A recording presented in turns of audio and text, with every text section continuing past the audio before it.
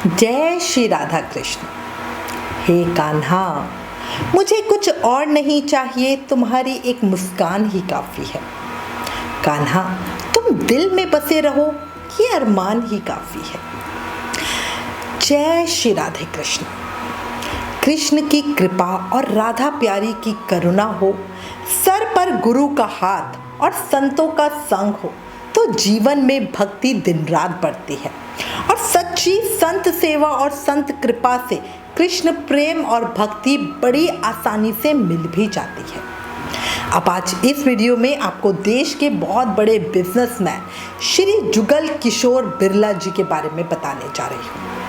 आज भी जब भी हम किसी बड़े टाइकून की बात करते हैं तो हमारी ज़बान पे टाटा बिरला का ही नाम होता है। उन्हीं में जुगल किशोर बिरला जी की एक कहानी है। उनके जीवन में क्या क्या चमत्कार हुए, कृष्ण ने उन पर कैसे कृपा करी। देखो, बिरला मंदिर का नाम तो आपने सुना ही होगा, जगह जगह पे आपको बिरला मंदिर देखे भी होंगे। पर क्या आप बिरला मंदिर और बिरला उद्योगपति के इतिहास को जानते हैं? बिरला जी ने देश में ये मंदिर क्यों बनवाए? अच्छा, एक और चीज़ कभी नोट करना, बिरला मंदिर देश के हर मुख्य शहर में बना हुआ है और इन मंदिरों में हमेशा कुछ ना कुछ काम चलता ही रहता है।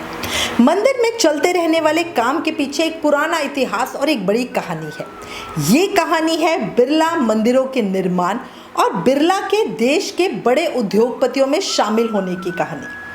ये कहानी है शेखावटी के परमहंस के नाम से विख्यात श्री गणेश नारायण जी और बिरला घराने के जुगल किशोर बिरला जी। बिरला घराने के श्री घनश्याम दास बिरला जी के घर जुगल किशोर बिरला जी का जन्म झुंझुनू जिले के बुंगला ग्राम में संवत 1903 में पौष बदी एकम को गुरुवार के दिन हुआ था। इनका जन्म खंडेलवाल ब्राह्मण घनश्याम दास जी के घर हुआ था। संवत 1917 में मात्र 14 वर्ष की उम्र में नवलगढ़ के चतुर्भुज की लड़की यशोदा जी के साथ इनका विवाह संपन्न हुआ। संवत 1947 में ये चिवड़ा नगरी आए। चिड़वा आगमन के बाद इनका संपर्क श्री गणेश नारायण जी से हुआ, जो इस क्षेत्र के एक बड़े अघोरी माने थे। लोग इन्हें पागल बाबा के नाम से भी जानते थे। इनके लिए कहा जाता था कि इनके मुख से निकली गई वाणी कभी असत्य नहीं होती। पिलानी निवासी सेठ जुगल किशोर बिरला जी से परमहंस जी का विशेष स्नेह था और इनके आशीर्वाद से ही बिरला परिवार उद्योग व्यापार के क्षेत्र में कीर्तिमान स्थापित कर सका। हुआ क्या, एक बार बाबा ने कहा, जुगल किशोर जा कमाने निकल जा, आज तेरा बड़ा शुभ दिन है। अब बाबा की आज्ञा मानकर सेठ जी कलकत्ता की ओर चल दिए। रास्ते में उन्हें दाहिनी तरफ फन उठाए एक काला सांप मिला, जो शुभ शगुन था, मगर सेठ जी उसे अपशकुन मानकर वापस लौट आए। उन्हें लगा भाई सांप दिखाए, काला फन फैलाए हुए, ये अच्छा नहीं है, और वापस आकर बाबा को पूरी घटना बताई। सुनकर बाबा बोले, जुगल किशोर, तुमसे बड़ी भारी गलती हो गई। अगर तू चला जाता तो चक्रवर्ती सम्राट बनता, पर जा, अब भी तू यशस्वी ही बनेगा।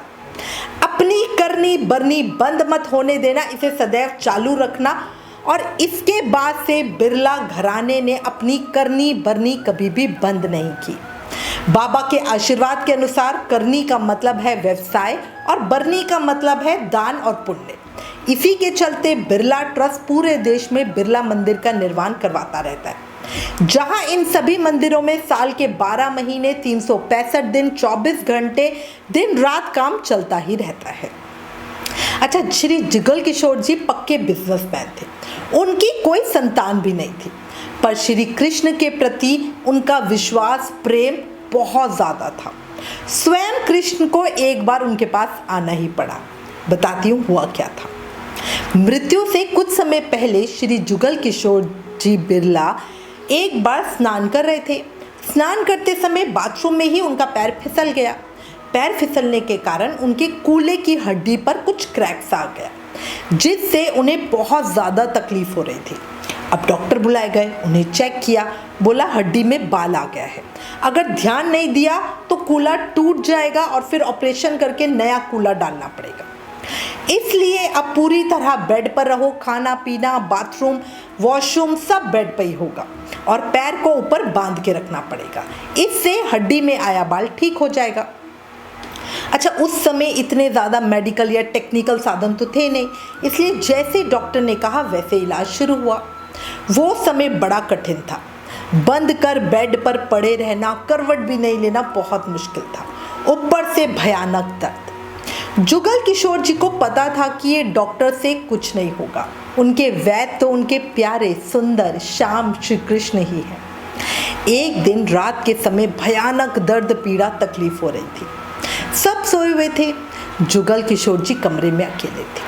वो बहुत दुखी थे और कान्हा को याद करके रो रहे थे। वो राधा कृष्ण राधा कृष्ण राधा कृष्ण राधा कृष्ण बोले जा रहे थे। जब दर्द सहन के बाहर हो गया तब जुगल किशोर जी बोले, कान्हा या तो मेरा दर्द खत्म कर या जिस शरीर में दर्द हो रहा है उसे खत्म कर। दर्द से वो बहुत ज्यादा तड़प रहे थे, पर दिल, दिमाग और मुंह से सिर्फ अपने कृष्ण को ही याद कर रहे थे। कृष्ण का नाम लेते लेते पता नहीं उन्हें नींद आ गई या वो थोड़ा गफलत या बेहोशी की हालत में थे। उस समय उन्होंने देखा कमरे में एक बालक आया है। बहुत सुंदर बालक, धोती और पटका पहने हुए। मतलब वैसे कपड़े कौन पहनता है, ज़्यादातर बच्चे तो पैंट शर्ट वगैरह ही पहनते हैं। जुगल किशोर जी उससे पूछ रहे थे, बेटा तुम कौन हो? बालक बस मुस्कुराकर उन्हें देख रहा था। वो सांवला सा बालक कोई 7-8 साल का होगा, पर बड़ा ही सुंदर। वो बालक बेड पर चढ़ा और जुगल किशोर जी के सर पर हाथ फेरने लगा। उस समय उन्हें इतना चैन मिला जिसे शब्दों में कहा नहीं जा सकता, और वो अपने आप गहरी नींद में सो गए। उस समय वो कितने ही दिनों के बाद इतने चैन से सोए थे। सुबह नर्स ने आवाज देकर उन्हें उठाया। वो उठे और रात को याद कर रहे थे। अब उन्हें बिल्कुल दर्द नहीं था। वो आराम से करवट ले पा रहे थे। वो मन ही मन सोच रहे थे कि ये मेरे श्री कृष्ण का एक चमत्कार हो सकता है। उन्हें वो रात वाला बालक ध्यान आ रहा था और वो तुरंत ही समझ गए थे कि उनका दर्द मिटाने कोई और नहीं, स्वयं श्री कृष्ण उनके पास आए थे। उन्होंने स्वयं ये बात उस समय बताई जब उनके द्वारा मथुरा में श्री कृष्ण मंदिर का निर्माण कराया गया। उस मंदिर का उद्घाटन करने के लिए श्री जुगल किशोर बिरला जी ने भाई श्री हनुमान प्रसाद पोदार जी को आमंत्रित किया था। उस समय उन्होंने मंच पर इस घटना के विषय में चर्चा करते हुए कहा था कि श्री कृष्ण ने स्वयं प्रकट होकर मेरे दर्द को दूर किया था। देखा, ऐसे हैं हमारे प्रभु। अब मैं आपको उनके जीवन की एक और घटना बताती हूँ। जब भी श्री जुगल किशोर जी दिल्ली से मथुरा आते थे तो वो सबसे पहले गीता मंदिर में दर्शन को जाते थे। इस गीता मंदिर का निर्माण भी श्री जुगल किशोर बिरला जी ने ही करवाया था। इसे बिरला मंदिर भी कहते हैं। ये वृंदावन के आउटर में मथुरा के रास्ते में है। बहुत ही सुंदर और अद्भुत स्थान है, जरूर दर्शन करने जाना। देखो, हर मंदिर का नियम होता है कि वो दिन में 12 से 4 बजे के बीच में बंद रहता है। अब उस समय जुगल किशोर जी के साथ क्या हुआ वो सुनो। वो हमेशा जब भी वृंदावन आते थे तब बहुत जल्दी सुबह ही निकलते थे, पर इस बार उनके साथ किसी और व्यक्ति को भी आना था और उस व्यक्ति की वजह से दिल्ली से निकलने में देर हो गई थी। उन्होंने जन्मभूमि पे एक ज़मीन खरीदी थी, उसी के पेपर साइन करने उन्हें जाना था, पर उनका नियम था कि अगर वो ब्रज में आए हैं तो पहले गीता मंदिर से दर्शन करने जाएंगे, फिर कोई अन्य कार्य करेंगे। अब पूरे रास्ते जुगल किशोर जी को उस व्यक्ति पे बड़ा गुस्सा आ रहा था कि उनकी वजह से देर हो गई है, 12 से पहले कैसे दर्शन कर पाएंगे। वो पूरे रास्ते श्री कृष्ण का नाम ले जा रहे थे, प्रभु दर्शन दे देना, प्रभु दर्शन दे देना, दर्शन दे देना, दर्शन दे देना, बस यही बोले जा रहे थे। दिल्ली से मथुरा तक आने में उनको दिन का 1 बज गया था। वो विचार कर रहे थे कि दर्शन तो अब नहीं हो पाएंगे, मंदिर तो बंद हो गया होगा। गाड़ी मंदिर के आगे रुकी, पट अभी भी खुले हुए थे। जुगल किशोर जी ने गाड़ी से उतरकर ब्रज भूमि पर दंडवत प्रणाम किया और सामने अपने प्यारे श्री कृष्ण के दर्शन किए। उन्होंने श्री कृष्ण को प्रणाम किया। उन्होंने अपने साथ आए सज्जन को बोला, चलो जल्दी से साइड में चप्पल उतारकर अंदर चलकर मंदिर में दर्शन कर लो। वो मन ही मन सोच रहे थे कि आज तो पता नहीं क्या ही माया है, आज शायद पुजारी जी भूल गए हैं पट करना। वैसे तो 12 से 4 के बीच में मंदिर के पट बंद हो जाते हैं, पर आज क्यों खुले रह गए? उनके मन में अजीब सा मंथन हो रहा था। आज वो अपनी चप्पलें उतार कर जैसे ही मंदिर की ओर जाने लगे, मंदिर के पट हो गए थे। ये देखकर तो वो एकदम हैरान रह गए कि अरे अभी तो खुले हुए थे, अभी कैसे बंद हो गए? उन्हें लगा कि उन्हें देखकर किसी ने जल्दी से पट बंद कर दिए। उन्होंने पुजारियों को बुलाया और कहा कि ये क्या किया? अब पुजारी जी हाथ जोड़कर कहने लगे, क्या हुआ सेठ जी, मुझसे कौन सा गुनाह हुआ है? तब बिरला जी कहने लगे, तुमने मुझे देखकर मंदिर का गेट जल्दी से बंद किया है। तो पुजारी हाथ जोड़कर कहने लगे, सेठ जी मंदिर का पट तो 12 से 4 के बीच हमेशा बंद ही रहता है। अब तो 1:15 बज रहा है, मैं इस समय इसे कैसे बंद कर सकता हूँ? ये तो मैंने 12 बजे ही बंद कर दिए थे। तब श्री जुगल किशोर जी कहने लगे, मुझसे झूठ कहते हो क्या? अभी तो पट खुला हुआ था, मैंने कार से ही प्रभु के दर्शन भी किए हैं। तब पुजारी जी ने अन्य पुजारियों को और जो मंदिर स्टाफ था उन्हें बुलाया और उनसे पूछवाया। सब के सब बोलने लगे कि हाँ, ये मंदिर तो 12 बजे ही इन्होंने भगवान को विश्राम कराकर बंद कर दिया था और ये अब 4 बजे पट खुलेंगे, उस समय आप दर्शन कर सकते हैं। उन सब की बातें सुनकर श्री जुगल किशोर जी मन में विचार करने लगे, ऐसा कैसे हो सकता है? जो पट अभी बंद थे वो अचानक से मेरे लिए कैसे खुल गए?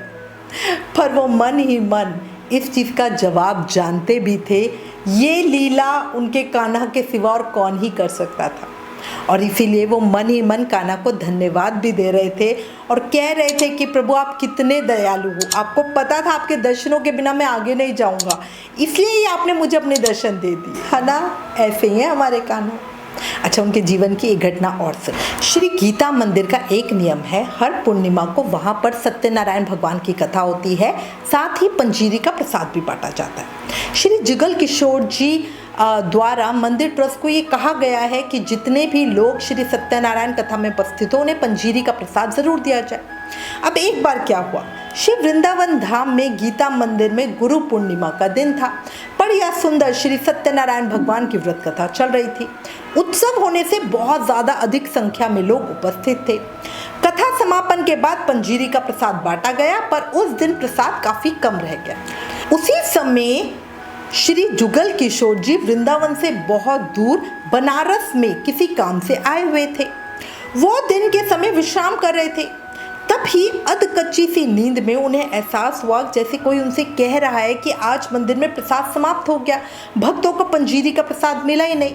आप पुजारियों से कह दीजिए कि सत्यनारायण भगवान की कथा के लिए अधिक प्रसाद बनावे।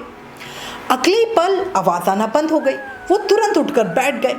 उस समय फ़ोन तो थे नहीं, इसलिए उन्होंने तुरंत ही वृंदावन में पुजारी जी के नाम एक खत लिखा और उसमें लिखा कि सत्यनारायण भगवान की कथा में लोगों को कम प्रसाद बांटा गया है, अगली बार से प्रसाद ज़्यादा मात्रा में बनवाया जाए, जिससे कि प्रसाद में कभी कोई कमी ना रहे। अब जब ये खत वृंदावन पुजारी जी के पास पहुंचा तो वो बड़े हैरान रह गए और सोचने लगे कि प्रसाद की कमी के बारे में ये बात उनको कैसे पता चली, और वो भी उसी दिन। जुगल किशोर जी को भला ये बात कैसे पता चल गई? भाई आगे पीछे होता, कुछ दिन की बात होती तो हम समझ जाते कि किसी ने बताया होगा, बट उसी दिन की तारीख से उन्होंने खत कैसे लिखा? पुजारी जी कुछ दिनों के बाद उनसे मिलने दिल्ली आए। उनसे मिले तो सबसे पहले यही चीज़ पूछी कि आपको ये बात कैसे पता चली? तो श्री जुगल किशोर जी बोले, ये रहस्य तो ऐसा है कि बता भी दूंगा तो आपको यकीन नहीं होगा, पर फिर भी आपको मैं बता देता हूँ। जब आप यहाँ सत्यनारायण की कथा कर रहे थे, लोगों के मध्य प्रसाद बांटा जा रहा था और प्रसाद कम पड़ रहा था, उसी समय एक आवाज़ मेरे कानों में गूंज रही थी जो कह रही थी कि आज बहुत सारे भक्त आए पर पंजीरी प्रसाद कम पड़ा, बिना प्रसाद के वो गए हैं। अगली बार से आदेश दीजिए कि अधिक मात्रा में प्रसाद बनवाया जाए।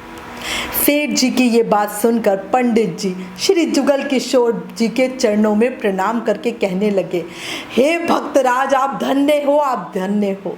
जीवन की नैया को संसार में रखने के बाद भी आपका मन श्री कृष्ण से कितना ही जुड़ा हुआ है। आप भक्तराज हो, आप धन्य हो। आप भक्तों के कारण ही समाज में भक्ति का विकास हो रहा है। उस समय श्री जुगल किशोर जी ने पुजारी जी से कहा कि ये बात आप किसी और को ना बताएं। पुजारी जी बोले, सेठ जी, अगर ये बात बताई नहीं जाएगी तो लोगों के मन में श्री कृष्ण के प्रति विश्वास, प्रेम और भक्ति कैसे बढ़ेगी? तब जुगल किशोर जी ने कहा, जब तक मेरा ये शरीर जीवित है मैं आपसे वचन चाहता हूँ कि आप ये बात किसी को भी नहीं बताएंगे। और उस समय पुजारी जी ने वचन देते हुए कहा था कि जब तक आपका ये शरीर इस धराधाम पर विराजमान रहेगा मेरे मुख से ये बात कभी नहीं निकलेगी, लेकिन उसके बाद मुझे आज्ञा दीजिए कि मैं लोगों के मन में भक्ति भाव बढ़ाने वाले इस प्रसंग को सभी तक पहुंचा सकूं।